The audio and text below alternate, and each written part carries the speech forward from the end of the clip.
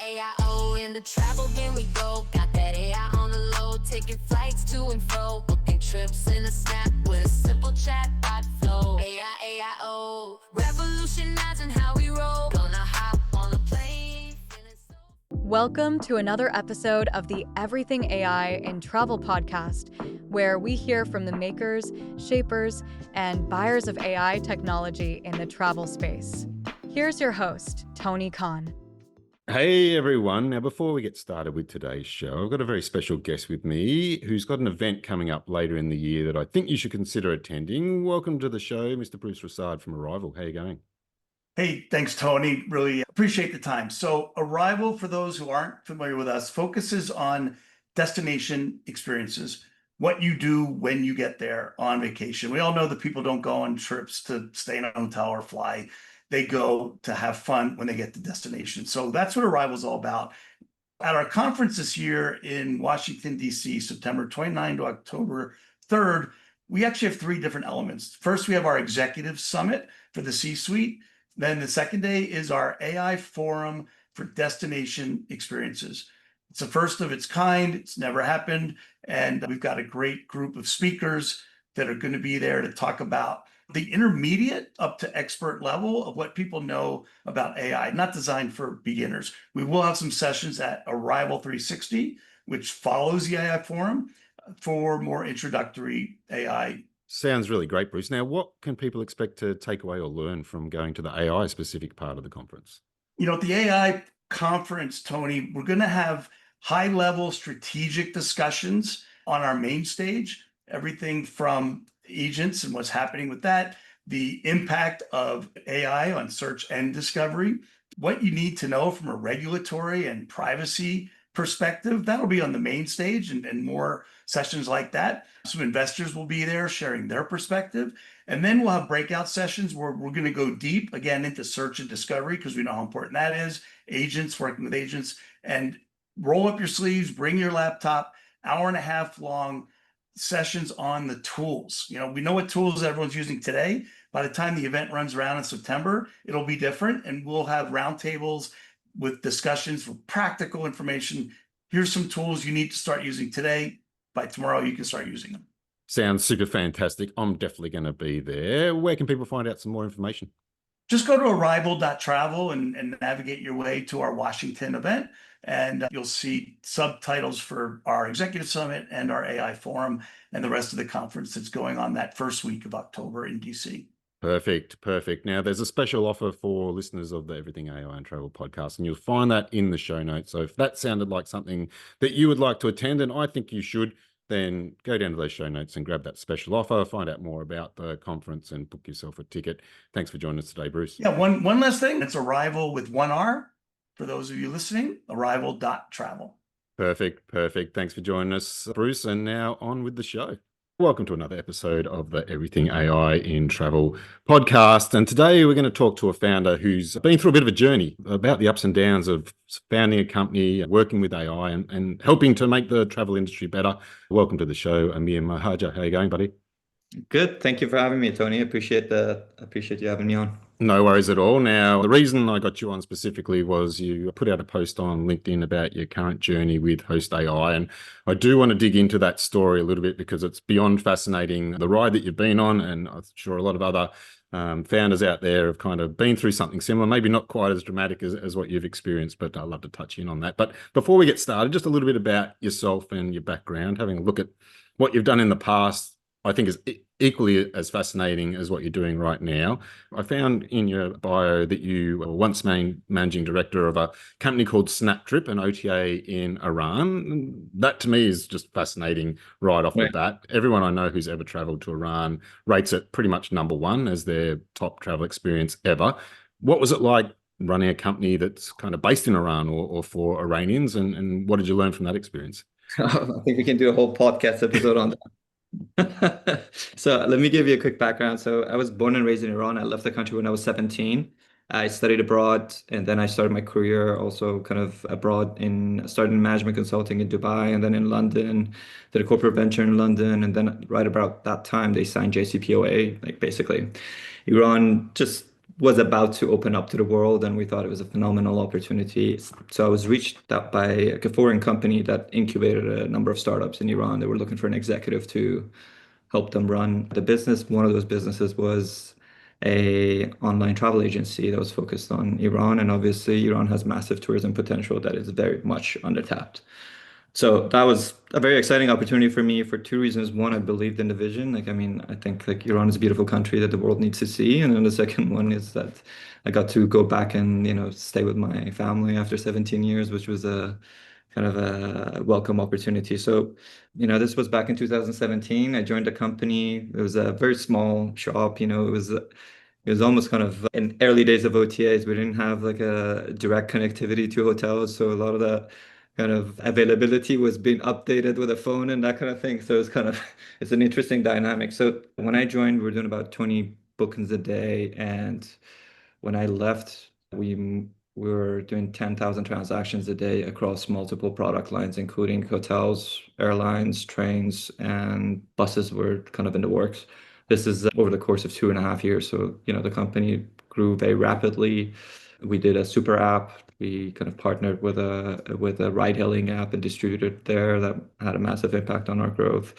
And, obviously, in the meantime, unfortunately, the country ended up going down the wrong direction. And so it ended up being not the type of environment that I thought we're going to continue to thrive in. So personally, it was just not really easy for me to kind of put up with the overall social kind of government context. And so And was it mainly domestic audience? Like, who was the audience for the OTA? And is there any outbound in that as well? Like what we were yeah, traveling? it kind of changed over time. So when we started, obviously, our focus was owning the inventory in the country. So like basically being the main provider of guests to the domestic hotel scene. Because I thought, our thinking was that that's the source of our competitive advantage. So we were serving it to domestic travelers, which is, Iran is a massive country, 90 million people. So there was quite a bit of domestic travel already. And then we were initially focusing out inbound as well. So we had like a multilingual websites accepting kind of outside payments. But then when the JCPOA thing fell apart, we couldn't process payments anymore. So we then dropped the inbound business and focused purely on domestic. And we started doing outbound as well. Very good, very good. And from there, I saw that you moved to Agoda. And what was that experience like, working from kind of being the head of an OTA to kind of slotting yourself into the middle of an OTA? And what did you learn from that experience? Yeah, absolutely. So I knew Agoda I was basically running Snaptrip. We would always look at kind of global and regional OTAs to, learn from. And Agoda was always a company that we looked up to. Like the growth they managed to achieve is just phenomenal in a very competitive market, right? Like, so when I was looking to leave Snaptrip, I got this opportunity to kind of join the product team at Agoda, and you know, the folks out there are just some of the best in the business. So it was a kind of it's a privilege to go and kind of work alongside them and learn from them. And there were some fascinating kind of insights. One was that the playbook was kind of similar.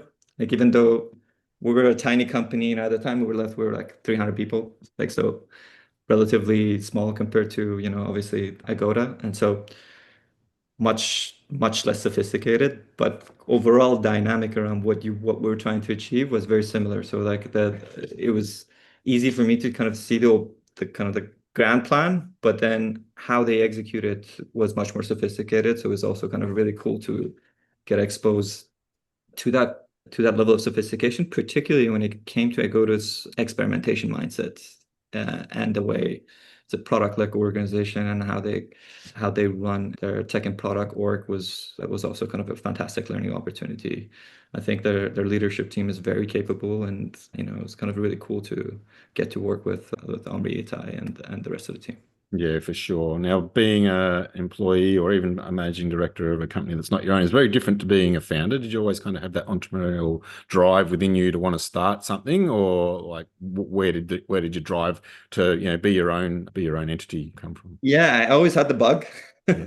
I always had the bug, but I also had a hesitation because I mean, my father was also an entrepreneur, so I grew up in an entrepreneurial family, so I had a first-hand exposure to the ups and downs. Like it wasn't like all glory and kind of a rosy picture of what the entrepreneur life is all about. So I wanted to kind of take that journey when I have a little bit more footing in my life to be able to kind of withstand some of that. And so I dabbled in kind of, at Monitor Deloitte, I did a corporate venture for a couple of years. That was kind of my first, put like a little bit of a foot into the entrepreneurship pond without like really jumping over. Snaptrip was another one, built a company without actually being a founder. And so tried to build up my skills and kind of prepare myself for when I'm ready. And then, when the opportunity came to do it, I was really excited by it. So I moved to San Francisco to start a tech company here without having any idea around what I want to build. It's just, YOLO'd it.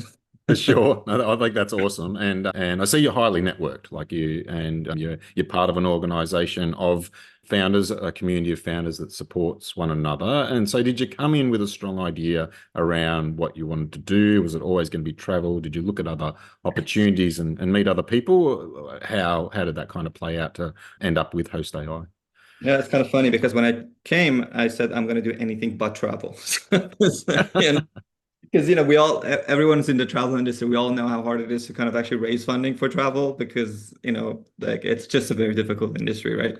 So yeah, when I first came, I was like, bouncing around different industries, but then like the founder market fit pulled me through, and I got here at the time, started looking at kind of different type of technologies, etc. And I got lucky to meet my two previous co-founders that were kind of very familiar with language models just by way of their previous work. And that was just right at the time when GPT-3 came out. So we got on to that whole trend quite early, right? Yeah. And we were working on, again, completely different vertical, completely different businesses. But then, I started thinking about what the implications are going to be for the travel industry, and that kind of pulled me back into travel and started working on that.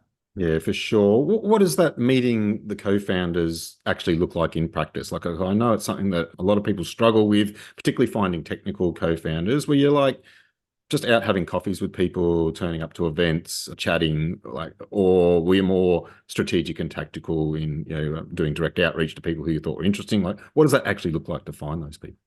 Yeah, ideally, what you want to do is want to tap into your own network, like people you worked with before, like the best source of kind of co-founder relationships, or people that have, are friends with at least, like, some common bond that kind of connects you to.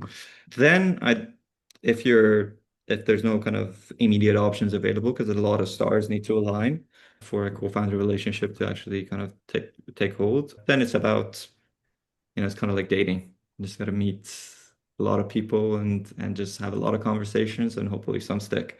And I think like normally it's hard to kind of tick all the boxes from the get-go. You kind of just want to make sure that what are the things that's most important for you to make sure you have in your co-founders, and then the rest you figure out along the way, right? For sure. And did you do any type of accelerator program with your co-founders? And did the other two know each other already, or did you all three of you know each other? Yeah, so those my two co-founders were actually kind of best friends. They've been working together for years, and they were working together on a venture that they were kind of trying to figure out in the fashion space, and they were looking for a business kind of counterpart, both technical. And so we met each other. I think we had, I think, huge mutual respect about each other's capabilities, and so that was a kind of a starting point. I think we're quite aligned around the culture of the company and the kind of the vision that we had for personal outcome that you want to achieve, etc. And we're all three of us were quite kind of mercenary in a sense that very experimental approach to validating ideas, and if it doesn't work, you move on, etc.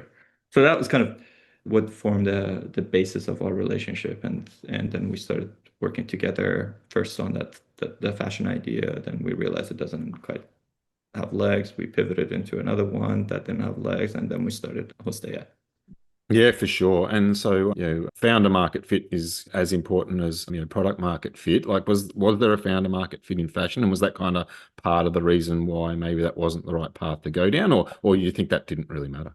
So that was a kind of a learning that came through me over time. So initially I thought consumer business, travel and fashion, they might have a lot in common. But nowadays the level of competition is so high that that learning it's going to cost you, there's an opportunity cost to that learning, basically, right? And so you got to get a lot of things wrong, and it takes a lot more time for you to get up to speed on an industry. And so like we were just off base in fashion. And then we did one on in children's entertainment where we wanted to personalize cartoons, so generate cartoons for kids, put them as a character in the cartoons with AI. And we made a couple of kids cry, and then we just realized that this is absolutely not the industry that we should be in either.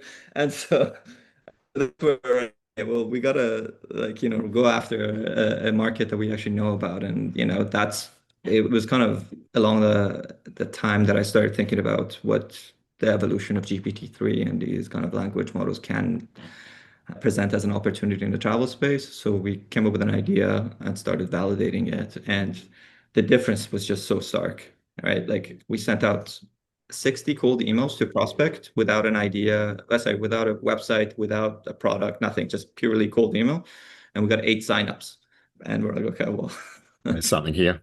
Yeah, there's yeah. something here. And so that's where it started. For sure. And how long was that period from kind of hooking up with these guys before landing on, what's become HostAI? Like, is that a year or About 6 months. Okay, Yeah. so highly iterative, very quick in the way that you were trying to validate those ideas, which is Yeah. fantastic. So let's move on to HostAI, and if we can start kind of in that first phase with these two co-founders, what was the idea and how was AI applied to it? And you've already talked about kind of some early validation. How did that form itself into a product? Yes, I was very familiar with this problem of direct distribution. It's just been in an industry for such a long time, right? Since the dawn of Expedia, it's not a new problem. Everybody wants to get direct bookings. Nobody can, right? Like, not that nobody, but it's really, really hard, right?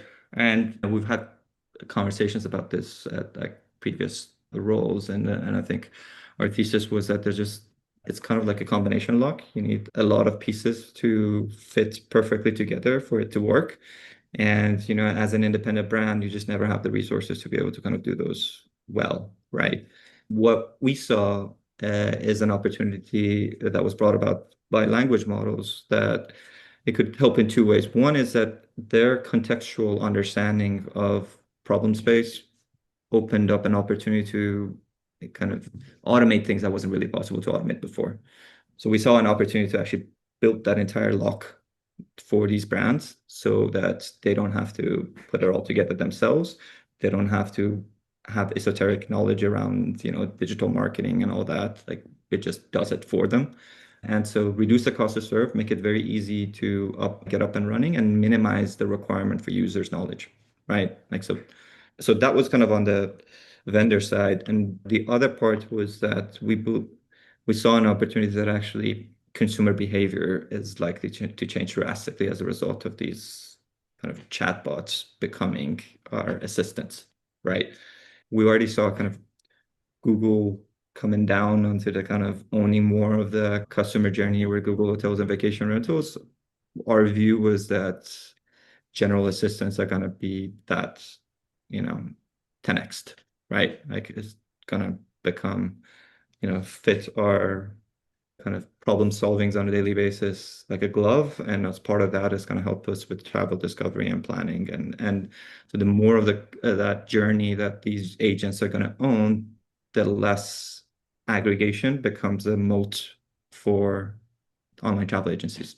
And so that means that's an opportunity for direct distribution. For sure. And those are the kind of the two key hypotheses that kind of led to us starting HostAI.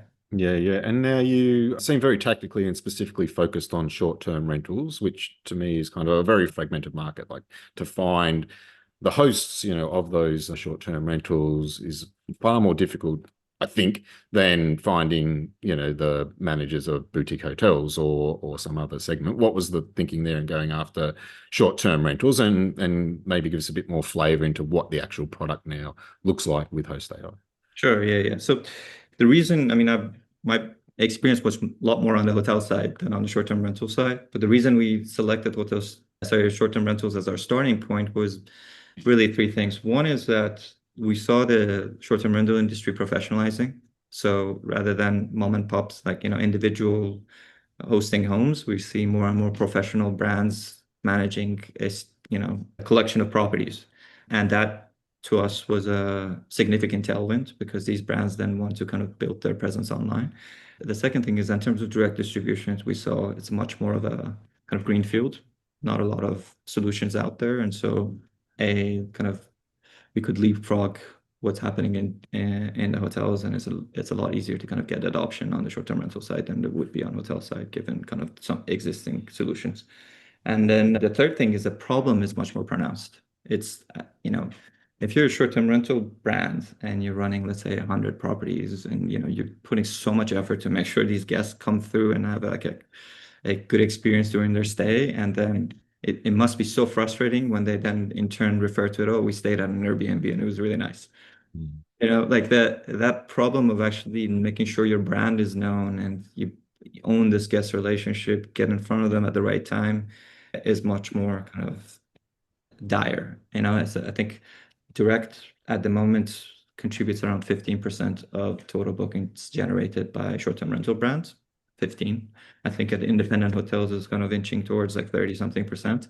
And at chains is like, depending on who you speak to, it's 60 to 80%, yeah, through own chats. Yeah, So for sure. so those are the three reasons we started in the short-term rental space. And the product suite today, we have three products. One is a white label storefront that is powered by AI. So as a short-term rental brand, you connect your property management system, and within 2 hours, you have a booking engine that's completely built out for you and your brand with programmatic SEO automatically built in. So our AI automatically picks up what are the specific attractive attributes about individual listings in your portfolio. What are the commonalities across the portfolio, and what does that mean in terms of your brand's positioning? And then automatically generates landing pages to help you get positioned on long tail searches, which helps for helping their organic traffic, but also with an eye towards AI discovery, because we can come dive into that a little bit more. So that's our main product. Is called HostFront. There's a lot of conversion optimization that we do with AI as well. I could talk a little bit about that as well. The second product is HostMail, which is we took another look at email marketing in travel. So one of the problems with email marketing in travel is that people, take a trip maybe twice a year, right? And so if each trip takes about a couple of weeks to plan, so normally about like somewhere between 5 to 10% of the time you're in a mindset to book a trip, 90% of the time you're absolutely not. And so any email you get from these brands is completely out of context and feels like spam, right? So what we want to solve there was that we wanted to make those touch points a delightful experience for the guests to receive. So rather than trying to push inventory and say, here's our listing, 20% off, book now, blah, blah, blah, which is going to completely kind of go straight to the kind of junk mail. What we did is a hyper-personalized text-only email on behalf of the brand representative that's there to build relationship with the guest over time, right? Mention their last trip, kind of understand the nuances about their behavior and recommend kind of the next time that they should come to town because of events XYZ that are happening that could be applicable to them, and offer them a personalized, basically offer to incentivize them to come back and stay. Fantastic. That's an awesome product. And that's your product suite today. If we kind of now zoom in on your post of last week around where things kind of fell apart a little bit, I'm interested in two facets of it. One was you were very specific in saying that you kind of moved away from what you'd already validated to chase the shiny AI dream.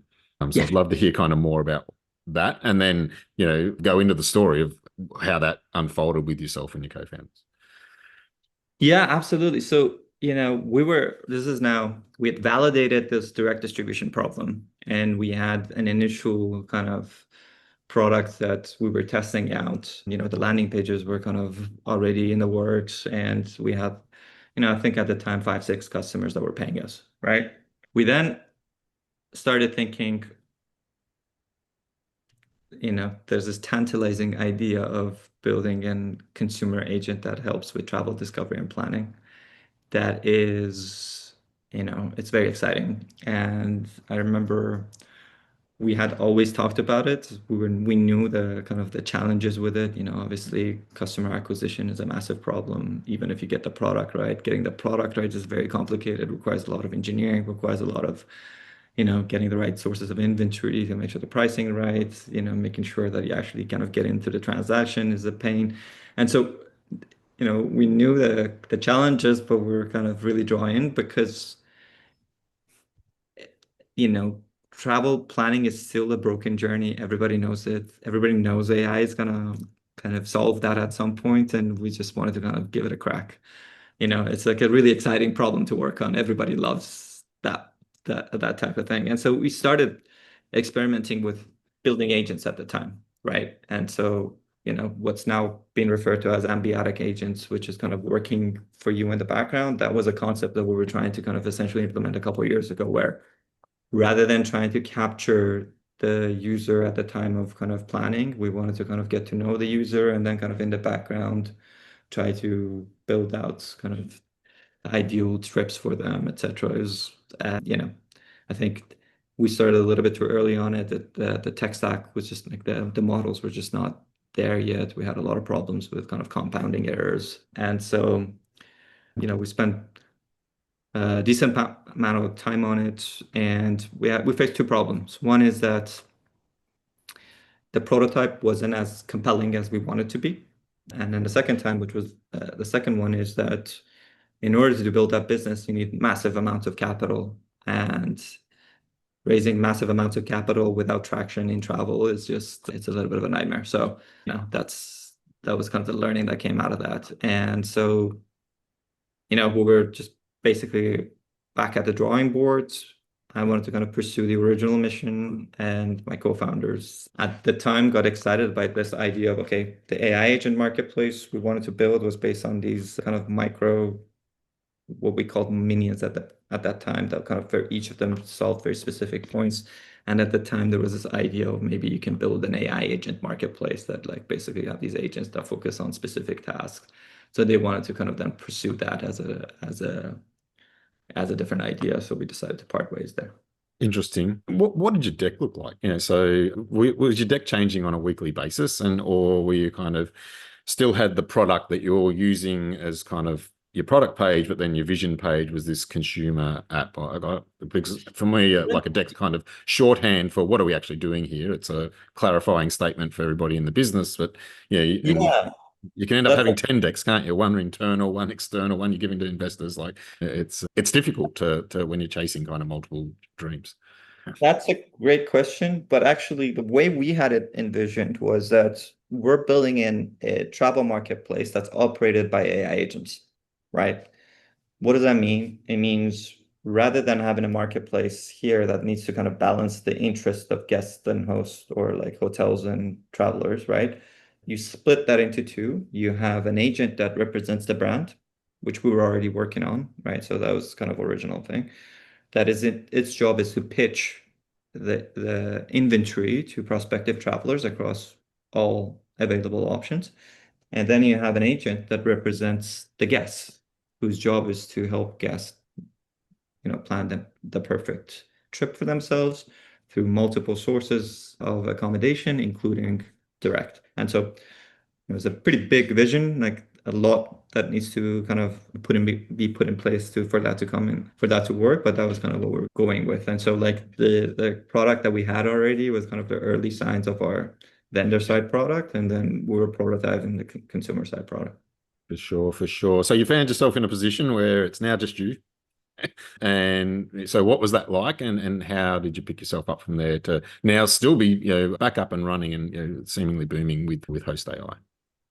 Yeah, so the first couple of days was a little, obviously, like a big shock. It's a little bit like kind of going through a divorce, the whole process of, and these are founders that I'd worked with for now at the time about 18 months, on a 6 days a week, 12, 14 hours a day, you build a strong relationship. And so like having that separation, it's not easy. It's kind of like, it's almost like going through a divorce, right?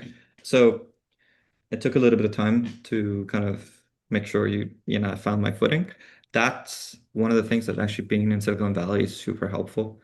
for me as a like first-time founder, it was like a much bigger problem. But like when I spoke to our investors, they dealt with it as such a like, oh, this is par for course type of situation that just kind of made it, everything kind of become a little bit less dramatic, you know, and so that was kind of super helpful. And then like there was a couple of things I did immediately, kind of to shore up the ship, figuring out how I can get some folks to kind of come and help run the product that's already live, so that we don't let our existing customers down. I was very lucky to have actually the previous CTO at Snaptrip at the time was living in Berlin and was just about to leave. He was a director of engineering at Delivery Hero, and he was just about to leave the company. So it was kind of perfect timing. So he joined me as an interim CTO and kind of helped me kind of, keep the house in order until I found my new co-founder. And it was kind of a perfect transition.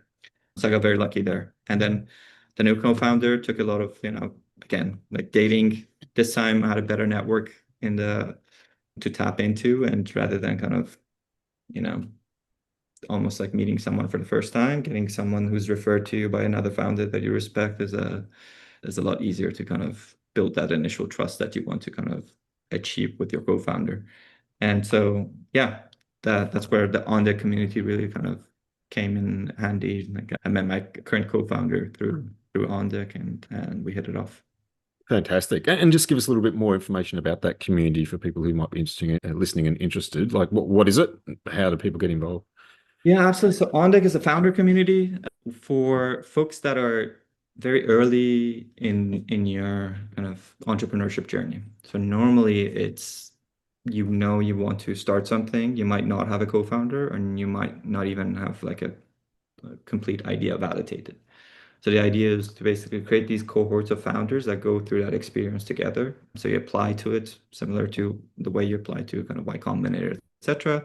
And then you get interviewed, selected, and then like you're part of this cohort and you go through like this journey together. And they iterated on how they run that journey. Now it's like a week-long in-person program in SF. When I went through it, it was like a spread out over the course of 3 months. And then the other thing is that it's actually it's really a community. So post the program, I still had like a mastermind group with a series of founders that were, going in the same stage as us, a little bit further into building the company, have some kind of customers, and they're growing their businesses. And we, caught up on a bi-weekly basis to kind of share kind of the problems and help each other out in terms of finding solutions. And that was also like an immense source of, encouragement and guidance, from like the 3 other founders that were part of my mastermind group, and kind of helping me navigate this whole like going from 2 co-founders to 0 co-founders back up to 1, Totally. Is it a paid thing? You pay to join if you are accepted? When I went through the program, it's a nominal fee, but they don't take any equity. And they now changed the program. I think now it's basically based on how much you can afford to pay. Okay. So, fantastic. Very, very egalitarian. I've been through Antler a couple of times, which does a very similar model at a very similar stage, but they, at the end, it's some financing, some funding, and for equity if you get out the other end. But this seems like a different model, which is equally fantastic. Now we've only got less than 5 minutes left, so give us a flavour of now you've been through the dark tunnel and you're coming out the other side. What's HostAI look like? What are you looking for now, and why should people get in contact with you?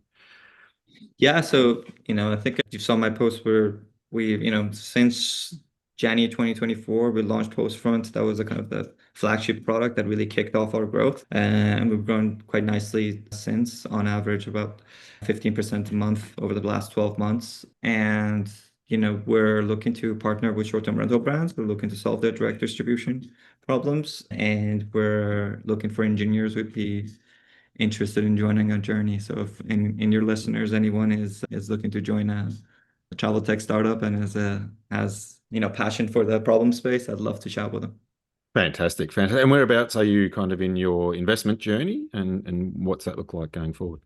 So we've raised the pre-seed round, and in traditional senses, we're way above seed, but in travel tech space, we're looking to grow a few more months before we can get to our seed round. For sure. And you find that kind of is travel kind of almost a penalty, like in the way that when you're going out and competing against other types of startups for, the pool of funding, like why is it so much more difficult? Well, I think historically it's been a lot more difficult to build successful companies in travel, right? It's interesting because the most successful venture company was Airbnb. So obviously, like if you get it right in travel, it's a massive outcome. But a lot of companies have not quite made it in terms of like 100x, 1,000x returns that the VCs are interested in. And so everybody approaches the travel funding space with some skepticism. So you need to basically just prove more, right? Yeah. So in other fields where just an idea might work, in travel and consumer space, you need to show traction. And in travel B2B, like if you need to get to 200K ARR to raise a seed, if you're in travel, you need to get to 400 to, like that's the It's just how it is. It's just how it is. I mean, it's been a fascinating chat. Thank you for taking us through your journey and being so honest and raw about kind of how things don't always just go in a straight line smoothly how you think they will. In fact, they almost never do, but we don't hear enough about the ups and downs of that journey and the grit taken to pull yourself up when, basically it seems like everything's lost, but you still believe in your idea and others believe in your idea as well. And that's the fuel that gets you through. So I really appreciate you sharing that with us. I appreciate having this conversation. Thanks for inviting me, Tony. No worries. And if people want to get in contact with you, how can they find you? So I'm at Amir@gethostai.com. Perfect. And also put out a lot of great content on LinkedIn. So look out for Amir there. That's it for another show, everyone. Amir, thanks very much for your time today. I hope everyone's enjoyed this conversation, got something from it. If you have enjoyed it, please feel to subscribe to the podcast on wherever you're listening to it, Spotify, Apple, and now moving on to YouTube as well. So please subscribe to us where you want to pick up these stories and you'll get to hear them first there. Thanks very much for your time today, and we'll see you all for next time. Amazing. See ya. AI, in the travel game we go. Got that AI on the low, taking flights to and fro, booking trips in a snap with a simple chat bot flow.